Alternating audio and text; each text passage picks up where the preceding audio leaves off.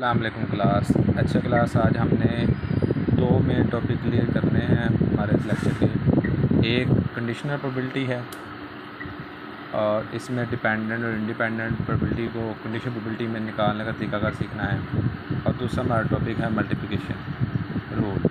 तो यहाँ पे भी दो इवेंट डिपेंडेंट और इंडिपेंडेंट है। ये हमारा आज का जो टॉपिक होगा लेक्चर का और उसके क्वेश्चन होंगे। तो कंडीशनल प्रोबेबिलिटी हम किसको कहते हैं? तो डेफिनेशन किया है, probability of an event B occurring when it is known that the some event A has occurred. ऐसी प्रोबेबिलिटी जिसमें हमें किसी एक का पता हो कि उसके अकर करने की प्रोबेबिलिटी क्या है। तो अगर एक अकर करे तो दूसरा प्रोबेबिलिटी की क्या होगी, ये फाइंड करने के लिए हम कंडीशन प्रोबेबिलिटी निकालते हैं। कंडीशन प्रोबेबिलिटी को हम दो तरह से फार्मूला से डिपेंड करते हैं। एक वहाँ जहाँ पे हम समझते हैं कि हमारे जो इवेंट्स हैं वो डिपेंड कर रहे हैं, और दूसरा वहाँ जहाँ पे हम समझते हैं हमारे इवेंट जो डिपेंड नहीं कर रहे, यानी कि इंडिपेंडेंट है। तो डिपेंडेंसी में या कंडीशनल में जहाँ असल में डिपेंडेंट हम कंडीशन के लिए यूज़ करते हैं, जब डिपेंडेंट नहीं होंगे तो फिर probability B over A probability A B के ही इक्वल हो जाएगी। वो आगे क्लियर होता है बी। तो इसमें यूजेस क्या हैं, कहाँ यूज़ होती है कंडीशन प्रोबेबिलिटी? ज़्यादातर ये इंडस्ट्रियल एरिया में और बायोमेडिकल एरिया में बहुत ज़्यादा यूज़ हो रही है। और सेकेंडली इसके कीवर्ड्स क्या हैं, क्वेश्चन का कैसे पता चलता है, उसके तीन आइडियाज़ हैं। तो तीन कीवर्ड्स हैं, बल्कि दो कीवर्ड्स हैं और एक सिचुएशन ही है। तो ज़्यादातर जो कीवर्ड्स नज़र आएंगे आपको गिवन दैट क्वेश्चन में नज़र आ जाए तो पता चल जाता है कि ये कंडीशनल का क्वेश्चन है। इफ़ से पता चल जाता है, या हम सारे ओवरऑल गिवन दैट इफ़ को अगर ना भी ध्यान में रखें तो अगर कंडीशन को देखेंगे कि वो क्या कह रहा है, अगर वो एक के होने के बाद दूसरे को अप्लाई करवाना चाह रहा है तो समझ जाइएगा कि आप कंडीशनल प्रोबेबिलिटी का क्वेश्चन है आपके पास। तो कंडीशनल प्रोबेबिलिटी की डेफिनेशन आ गई। इसको बी ओवर ए या प्रोबेबिलिटी ए ओवर बी से डिनोट करते हैं। तो प्रोबेबिलिटी बी ओवर ए फार्मूला होगा, जो नीचे है वो फ्रैक्शन के नीचे आ जाएगा। जैसे प्रोबेबिलिटी बी ओवर ए है तो प्रोबेबिलिटी ए नीचे आएगा। और अगर प्रोबेबिलिटी ए ओवर बी है, यानी कि बी अकर कर गई है और ए आपने फाइंड करनी है। और बी ओवर ए का मतलब है ए अकर कर चुकी हुई है, बी आपने फाइंड करनी है। तो एक तो इसका ये मतलब है, दूसरा जो नीचे होगा वो नीचे आया करेगा। और बी ओवर ए का मतलब जो ऊपर है वो इंटरसेक्शन ही है दोनों का, बी और ए का। चाहे आप बी ओवर ए में ए इंटरसेक्शन बी लिख लें या बी इंटरसेक्शन ए लिख लें, तो फार्मूला आपका इसी तरह से बनेगा। तो नीचे बस फ़र्क आएगा, ऊपर जो है वो उन दोनों का जो इंटरसेक्शन है। तो एग्ज़ाम्पल हमारे पास जो है यहाँ पर वो 2.34 है। 2.34 में अगर क्वेश्चन को पढ़ें आप तो बुक आपको मौजूद है, वो उसमें से क्वेश्चन को पढ़ लीजिएगा। तो प्रोबेबिलिटी डी और प्रोबेबिलिटी ए और प्रोबेबिलिटी ए इंटरसेक्शन डी दी हुई है। वैसे थोड़ा सा बताने के लिए डी क्या है, प्रोबेबिलिटी डी है आपकी फ़्लाइट के डिपार्ट्स का टाइम। तो डिपार्ट्स ऑन टाइम के लिए हमने को डी से रिप्रेजेंट कर दिया है, और अराइवल ऑन टाइम को हमने ए से रिप्रेजेंट कर दिया है। अच्छा, तो अब ए इंटरसेक्शन डी का मतलब है कि प्रोबेबिलिटी उसके डिपार्ट्स और अराइवल जो है फ़्लाइट्स की, यहाँ जो एयरप्लेन है उसकी है। तो ये तीनों चीज़ें आपको क्वेश्चन में गिवन है, और फाइंड आपने करना है दो चीज़ें यहाँ पर। पहली में आपने ये फाइंड करना है कि डिपार्ट्स ऑन टाइम हो गया गिवन दैट में है, और आपने प्रोबेबिलिटी फाइंड करनी है ए की। तो probability A given that D आ जाएगा। तो ए गिवन दैट डी का फार्मूला, अगर इसको ए बी था फार्मूला था, प्रोबेबिलिटी बी नीचे आई थी और इंटरसेक्शन बी, तो उसी के हिसाब से ए गिवन दैट डी की फार्मूला बन जाएगा प्रोबेबिलिटी ए इंटरसेक्शन डी, और डी नीचे है तो लिहाजा यहाँ पे प्रोबेबिलिटी डी नीचे आ जाएगा। तो प्रोबेबिलिटी ऊपर आनी है इंटरसेक्शन डी की, या डी इंटरसेक्शन ए भी कह सकते हैं इसको। तो 0.78 प्रोबेबिलिटी डी आपको दी हुई है 0.83। इन दोनों को डिवाइड किया और हमारे पास आंसर आ गया। अगले में बी पार्ट में कहा आ गया कि अगर प्रोबेबिलिटी ए यानी कि अराइवल ऑन टाइम की प्रोबेबिलिटी आपको दी जाए तो फाइंड करें प्रोबेबिलिटी ऑफ डी। फार्मूला बन जाएगा प्रोबेबिलिटी डी ओवर ए, या डी गिवन दैट ए। तो इस क्वेश्चन में अगर आप ध्यान से पढ़ेंगे तो गिवन दैट का वर्ड यूज़ किया गया है। तो सिचुएशन से भी आपको पता चल सकता है, सिचुएशन को देखते हुए भी आपको पता चल सकता है, और इसमें कीवर्ड गिवन दैट है तो गिवन दैट के वर्ड के वजह से भी आपको अंदाज़ा हो सकता है कि ये जो क्वेश्चन है आपका कंडीशनल प्रोबेबिलिटी का है। तो सेकंड आपने डी ओवर ए के लिए तो ए इंटरसेक्शन डी लिख लें या डी इंटरसेक्शन ए लिखें, फ़र्क नहीं पड़ेगा, लेकिन गिवन दैट ए है तो लादा नीचे ए आएगा। तो दोनों प्रोबेबिलिटी दी हुई हैं, वो यहाँ से पिक करें, यहाँ पुट करें और आपका आंसर आ जाएगा। नेक्स्ट एग्जांपल फिर कंडीशनल प्रोबेबिलिटी के लिए है। तो इसमें इसके एग्जांपल को जब रीड करेंगे तो आपको उसमें लेंथ, एक इंडस्ट्रियल एरिया है जिसमें जो है ना टेक्सटाइल की इंडस्ट्री है, उसमें उसने एक स्ट्रिप्स हैं, तो उसमें लेंथ डिफेक्टिव होना स्ट्रिप्स की और टेक्सचर डिफेक्टिव होना, ये दो चीज़ें भी बात की गई। आप क्वेश्चन पढ़ लीजिएगा, एग्जांपल 2.35 आपको समझ लग जाएगी। तो लेंथ रिप्रेजेंट, एल रिप्रेजेंट कर रहा है लेंथ डिफेक्टिव को और टी रिप्रेजेंट कर रहा है इवेंट के टेक्सचर डिफेक्टिव को। प्रोबेबिलिटी हमें फाइंड करनी है। लेंथ डिफेक्टिव आपको पता है, टेक्सचर डिफेक्टिव फाइंड करनी है। तो लेंथ डिफेक्टिव गिवन है और यहाँ पे अगर आप ध्यान से पढ़ेंगे कि तो इफ़ यूज़ हुआ है लफ्ज़। इफ़ लेंथ स्ट्रिप जो है उसने फाइंड की ली है, वो लेंथ डिफेक्टिव की है, वो उसे उसने आपको दे दी है और गिवन है या इफ़ के साथ मौजूद है। और टेक्सचर डिफेक्टिव की आपने स्ट्रिप जो है वो फाइंड करनी। तो प्रोबेबिलिटी टी ओवर एल आ जाएगी। तो टी इंटरसेक्शन एल कह लें या एल इंटरसेक्शन टी कह दें, इसकी वैल्यू उसने दी हुई है जो कि 0.008 है, वो क्वेश्चन में पढ़ लेंगे, मिलेगा। और चूँकि इफ़ या गिवन दैट में हमें एल लेंथ डिफेक्टिव जो है स्ट्रिप दी हुई थी, उसकी प्रोबेबिलिटी हमारे पास 0.1 है। इनको डिवाइड कीजिएगा और आपके पास आंसर आ जाएगा। तो यहाँ तक तो हमारे पास जो प्रोबेबिलिटी हमारे पास कंडीशनल के फार्मूले को यूज़ करें, अगर वहाँ इवेंट्स हमारे इंडिपेंडेंट हैं तो आपके पास ये क्वेश्चन करने का तरीकाकार होगा। अगर आपके पास इवेंट इंडिपेंडेंट है, अगर उनमें कुछ भी कॉमन नहीं है, जैसे यहाँ पे ए इंटरसेक्शन बी की उसने बताई हुई थी वैल्यूज़ हमें कि वो 0.78 है, यानी कि टी और ए दोनों के अक्कर होने की, और अगर दोनों का आपस में कोई डिपेंडेंसी नहीं है, कॉमन चीज़ नहीं है उनमें, तो फिर आप ये समझ लें कि आपके पास जो इवेंट्स हैं वो इंडिपेंडेंट है। और इंडिपेंडेंट वैसे ही हम फाइंड करेंगे जैसे पहले फाइंड करते रहे हैं। लेकिन अगर नोटेशन में अगर लिख भी ले बी इंटरसेक्शन है तो वो बी ही होगा, क्योंकि उसमें बी और ए क्या हैं इंडिपेंडेंट। तो लादा प्रोबेबिलिटी बी ए पे डिपेंड नहीं कर रही, तो प्रोबेबिलिटी वही B N B over N ऐसे निकलेगी। और probability A intersection B, probability A होगी तो वैसे ही एन ए ओवर एन ऐसे निकलेगी। तो यहाँ तक तो ये हमारा टॉपिक क्लियर हो गया और कंडीशन प्रोबेबिलिटी के। अब आगे है कंडीशन प्रोबेबिलिटी के साथ साथ आगे हमारे पास टॉपिक आ गया है मल्टीप्लिकेशन रूल।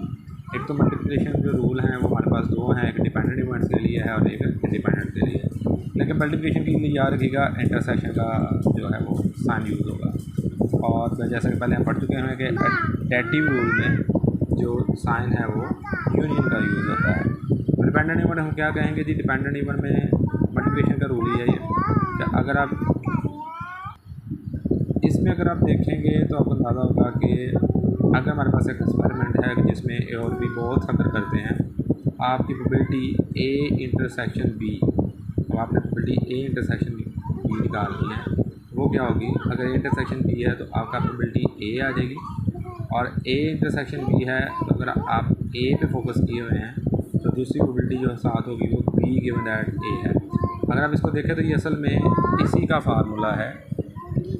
अगर ये मैंने बी ए और बी लिखा है तो अगर देखिए यहाँ पे देखें तो प्रोबेबिलिटी ए और बी क्या थी, A intersection B over B. लेकिन सोल्यूशन अगर ऐसी बन जाती है कि गिवन दैट की बजाय आपको probability A and probability B find करने को कह देता है, तो उलट हो जाएगा, ये बी जो इधर डिवाइड हो रहा है वो उधर जाके हो जाएगा मल्टीप्लाई। सही है जी। तो और अगर इस पर करें तो यहाँ पे ए जो है वहाँ जाकर मल्टीप्लाई हो जाएगा। तो यही फार्मूला बन जाएगा जो यहाँ पे हमने फाइंड किया हुआ है, probability B into probability A intersection B.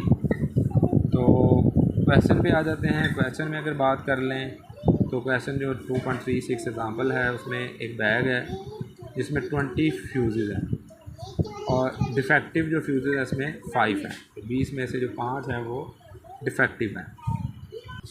और यहाँ पे इस क्वेश्चन में एक बात की गई कि जो पहला इवेंट जो आप अगर करेंगे, यानी कि आपने टोटल 2 डिफेक्टिव बॉल जो हैं वो फाइंड करनी है, और जो पहली बॉल निकालेंगे आप वो आपने रिप्लेस नहीं करनी।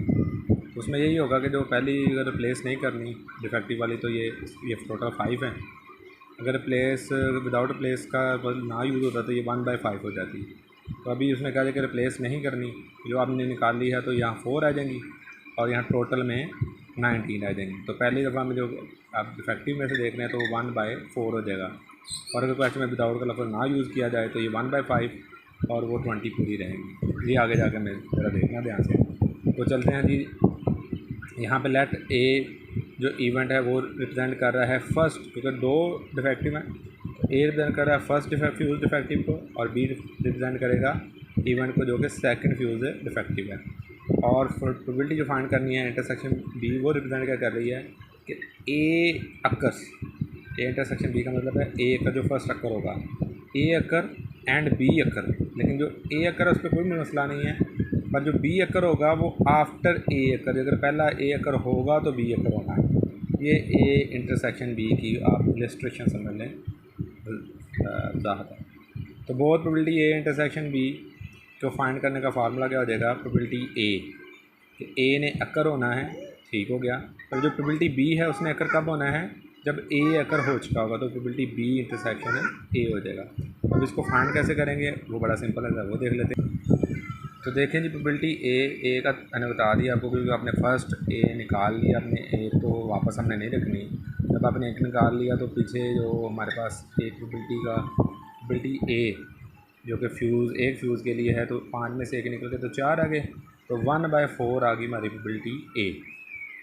और प्रोबेबिलिटी बी है हमारे पास, जो सेकंड है प्रोबेबिलिटी बी गिवन दैट ए है। तो बी गिवन दैट ए का मतलब हमारे पास चूँकि एक निकल चुकी हुई है, तो टोटल हमारे पास जो पीछे वैल्यूज़ रह गई हैं 20 में से वो रह गई हैं हमारे पास 19, और जो फ्यूज़ वाली डिफेक्टिव निकालने फ्यूज़ वो हमारे पास 4 रह गए हैं, तो वो हो जाएगी 4/19। तो प्रोबेबिलिटी ये होगी सिंपल 1/4, क्योंकि एक हमने निकाल ली है, वो हमें प्लेस नहीं करनी डिफेक्टिव। और यहाँ फिर आ जाएगा प्रोबेबिलिटी ए की जगह पे 1/4, और चूँकि आपके टोटल डिफेक्टिव 5 थे, लेकिन एक तो निकल चुका हुआ है तो 4, और 20 में से भी चूँकि टोटल आपका 20 था, तो उसमें भी एक निकल लेगा, तो वो 90 रहते। तो 4/19 आपकी आ गई बी/ए। 4 से कैंसिल, तो 1/19 आपका आंसर आ गया। इसी तरह से इसका एक और क्वेश्चन है जिसे एंड के लिए यूज़ किया गया है। तो देखिएगा, इसमें क्या है, 2 बैग हैं, एक बैग में वो पढ़िएगा, आपको ये चीज़ें समझ आ जाएगी। जैसे कैसे पढ़ेंगे तो उसमें वाइट बॉल्स आपको बैग 1 में, पहले बैग में 4 वाइट बॉल्स हैं, और ब्लैक बॉल्स जो हैं वो हमारे पास 3 हैं। तो इनको टोटल नहीं दिया होता, हमें खुद टोटल करना होता है। तो 4 3 का टोटल कर लें तो बैग 1 में 7 टोटल है, जबकि वाइट जो बैग 2 है उसमें वाइट बॉल 3 हैं, ब्लैक बॉल 5 हैं, टोटल कर ले तो 8 हैं। और हमें प्रोबेबिलिटी फाइंड करनी है कि वो कह रहा है कि बैग 1 में से एक बॉल निकाली गई है, ये नहीं बताया गया कि वो वाइट है या ब्लैक।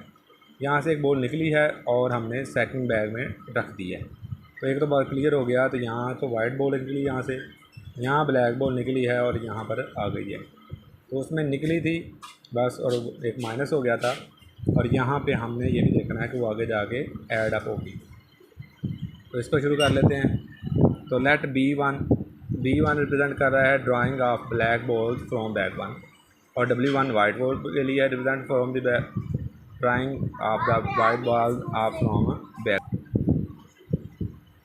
एंड ये चूँकि जो पहले बॉल्स वगैरह एक बॉल निकाल के रख दिया, मैंने बताया उन्हें कि वाइट है ब्लैक, तो इसके लिए हमें बी और W1 दोनों को रिप्रेजेंट करना पड़ा, क्योंकि हो सकता है कि ब्लैक बॉल निकली हो सकता है वाइट बॉल निकली हो। जो बैग 2 के बारे में वो कह रहा है कि फाइंड द प्रोबेबिलिटी कि सेकंड जो बैग 2 में से जो बॉल निकाली है उसकी प्रोबेबिलिटी फाइंड करें कि वो ब्लैक बॉल हो। तो लिहाजा यहाँ पे हमें B2 बनाना है, W2 नहीं बनाना है। वाइट बॉल के बारे में तज़किरा नहीं है बैग 2 का, और ना हमें फाइंड करना है, ना हमने निकालना है उसको, तो लिहाजा हम W2 नहीं बनाएंगे, तो बस B2 बनाएंगे, represent the black ball from the bag 2। तो अब इस सिचुएशन में हमें कंडीशनल जो देखनी है वो ये है कि जो बैग 1 से बॉल निकली है वो बैग 2 में गई है। तो इससे हम इस तरह से ड्रा करेंगे कि ब्लैक बॉल अगर उसमें से फ़र्ज़ करें निकली है और बैग 2 में गई है, तो एक तो रिलेशन बनता है ब्लैक बॉल का बैग 1 की का ब्लैक बॉल 2 के साथ, क्योंकि हमने फाइनली फाइंड जो प्रोबेबिलिटी करनी है वो ब्लैक बॉल की करनी है, और वो बैग 2 में से है। तो एक केस बन गया, जो ब्लैक बॉल निकली थी वो ब्लैक बॉल बैग 2 में आई है, तो वो उस केस में हम प्रोबेबिलिटी फाइंड करेंगे ब्लैक बैग 1 की, उसका इंटरसेक्शन ले लेंगे ब्लैक बॉल बैग 2 की। और यहाँ ये भी हो सकता है कि जो बॉल आपने निकाल ली है बैग 1 में से वो वाइट बॉल थी, लेकिन सेकंड में से जो निकालनी है प्रोबेबिलिटी जो फाइंड करनी है वो ब्लैक बॉल की है।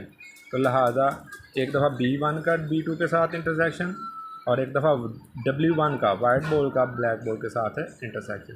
तो ये हमारे पास टोटल क्राइटेरिया बनता है सेकंड बॉल में बैग में से ब्लैक बॉल निकालने का। और अगर आपने पहले बैग में से एक बॉल निकाल के बैग में रख दिया तो पिछले क्वेश्चन की तरह बिल्कुल इसके फार्मूले पे आ जाते हैं। और का हमारे पास प्लस आ जाएगा या यूनियन क्या कह लें। और बाकी प्रोबेबिलिटी हमारी ए पहले की B1 B2 है, ब्लैक बॉल निकला है उधर से और ब्लैक 2 की फाइंड करनी है। और जो सेकंड हिस्सा है उसमें वाइट बॉल की प्रोबेबिलिटी, वाइट बॉल वहाँ से निकला है और हमें ब्लैक बॉल की प्रोबेबिलिटी फाइंड करनी है। तो B1 इंटरसेक्शन B2 का फार्मूला बन जाएगा B1 B2 given that B1 और W1 इंटरसेक्शन B2 का हो जाएगा probability of white ball, probability black ball of second bag given that the white ball of first bag. तो प्रोबेबिलिटी अगर मैं बात करूं B1 की, अब तो ये तो फार्मूले के मुताबिक भी करें तो ये बिल्कुल इस तरह फार्मूला बन जाएगा। अब प्रोबेबिलिटी करूं मैं बैग 1 की तो यहाँ पे हमें कोई ये नहीं है कि विदाउट प्लेसमेंट का कोई चक्कर नहीं है। तो प्रोबेबिलिटी है ब्लैक बॉल, तो ब्लैक बॉल टोटल कितनी है हमारे पास NA और NS के लास्ट से, तो ब्लैक बॉल हमारे पास है 3 और टोटल कितनी है 7। तो ब्लैक बॉल की प्रोबेबिलिटी क्या निकल आई बैग 1 की 3/7। अब यहाँ से जो ब्लैक बॉल निकली है वो आपकी यहाँ से एक बॉल निकल के आपके पास आ गई ब्लैक बॉल में। तो क्या सेकंड जो हमने निकालनी है प्रोबेबिलिटी है B2 गिवन एट B1। तो यहाँ पे B1 अक्कर होगा तो B2, तो B1 जब अक्कर हुआ तो उसमें क्या हुआ कि ब्लैक बॉल एक बॉल यहाँ से निकली और इस बैग में आ गई। तो ये ब्लैक बॉल में पहले 5 थी और एक वहाँ से आ गई तो टोटल 6 होगी। और इस तरह से इसका टोटल भी जो 8 था वो कितना हो गया 9। तो अगर इसको देखें B2 और B1 तो B1 अकर करे तो क्या होता है B1 अकर होने से ये होता है यहाँ से जो ब्लैक वन निकली है वो यहाँ के ब्लैक वन में दूसरे बैग की जो ब्लैक बॉल है उनमें शामिल होगी। तो 5 ब्लैक 1 6 होगी और टोटल भी इस तरह बढ़ गया। तो B2 और B1 की प्रोबेबिलिटी बन गई 6/9। अब प्लस प्लस आ गया। अब हम सेकेंड हिस्से पे चले जाते हैं वाइट बॉल। अगर फ़र्ज़ कर ले कि वाइट बॉल की प्रोबेबिलिटी हम देखें तो यहाँ पे तो कोई गिवन दैट नहीं है पहले हिस्से में, तो उसमें सिंपल वाइट बॉल की प्रोबेबिलिटी है बैग 1 की। अगर बैग 1 में से वाइट बॉल निकलती है तो वो होगी 4/7। तो यहाँ तक तो बात ठीक है। अब सेकंड जो है उससे ध्यान से करना है क्योंकि यहाँ सेकंड जो प्रोबेबिलिटी हमें निकालनी है वो है B2 गिवन एट W1 कि अगर वाइट बॉल निकलेगी तो B2 W1 अकर होगा तो B2 अकर होगा। पहले इसके बाद आफ्टर B2 है। तो W1 के अकर होने से क्या होना था कि यहाँ से एक बॉल निकल के वाइट बॉल में आ जानी थी। तो वो कितने देने थे 3 और 1 4, लेकिन ब्लैक 5 ही रहने थे। ठीक है जी, ये ध्यान से ध्यान रखिएगा। अब ये 6 नहीं होने क्योंकि वो पहली कंडीशन थी वो पूरी होगी। अब ज़रा देखें कि ब्लैक बॉल अभी 5 है सेकंड केस में, कि अब वाइट बॉल आई है तो वाइट बॉल बढ़ेंगी 3 और 1 4, लेकिन हमें प्रोबेबिलिटी निकालनी है ब्लैक बॉल की। तो ब्लैक बॉल की प्रोबेबिलिटी देखें यहाँ टोटल 5 है, लेकिन यहाँ से जो एक बॉल यहाँ पे आई तो वाइट 4 होगी और टोटल भी 8 की बजाय क्या हो गया 9। तो 5/9 हमारा ब्लैक बॉल है अगर गिवन दैट में हमारे पास वाइट बॉल हो। तो ये हमारे पास टोटल प्रोबेबिलिटी आ गई NA और NS के लास्ट आई। तो आप यहाँ पे से पुट करके इनको मल्टीप्लाई करें, इनका एलसीएम लें और आपके पास आंसर आ जाएगा। आगे नेक्स्ट है और छोटा सा टॉपिक हमारा रह गया कि अगर जैसे ये डिपेंडेंट प्रोबेबिलिटी थी कंडीशन में प्रोबेबिलिटी में डिपेंडेंट इवेंट्स, कंडीशन प्रोबेबिलिटी में इंडिपेंडेंट इवेंट, और अगर डिपेंडेंट इवेंट्स की प्रोबेबिलिटी निकालनी पड़ती है यानी कि प्रोबेबिलिटी A इंटरसेक्शन B या B इंटरसेक्शन है, उसमें अगर डिपेंडेंट है इवेंट एक का अकर होना दूसरे को डिपेंड कर रहा है तो आपका ये फार्मूला होगा। और अगर A इवेंट B के साथ इंडिपेंडेंट है तो आपका वही A इंटरसेक्शन B का जो फार्मूला था जो कि हमारे पास प्रोबेबिलिटी A B की मदद A प्रोबेबिलिटी में स्टूडेंट में था वो सिंपल हो जाएगा probability A into probability B।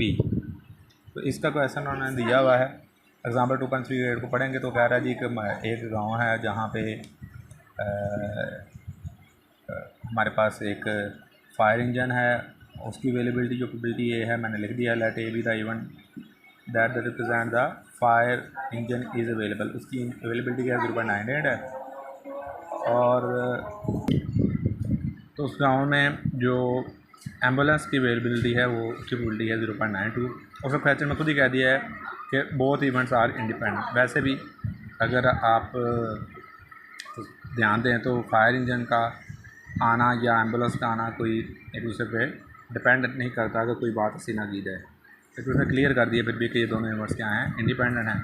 तो अब प्रोबेबिलिटी तो फिर भी इसको यही चाहिए, इंटरसेक्शन भी, जैसे यहाँ पे भी इसको प्रोबेबिलिटी जो है वो बहुत इवेंट्स की चाहिए थी, ए इंटरसेक्शन की। लेकिन यहाँ प्रोबेबिलिटी ए प्रोबेबिलिटी बी आपके जो इवेंट्स है वो डिपेंडेंट है।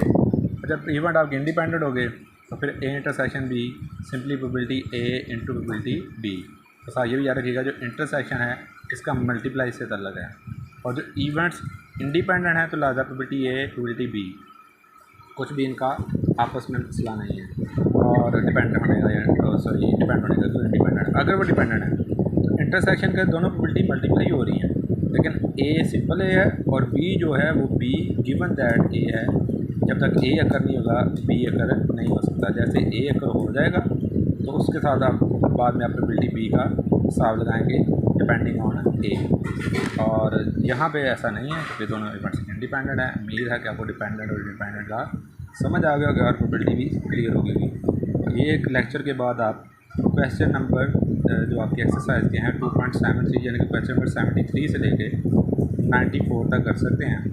और कोई प्रॉब्लम होगी तो फिर आप इसको सॉल्व कर लेंगे। तो आज के लिए इतना ही है, दुआओं में याद रखिए।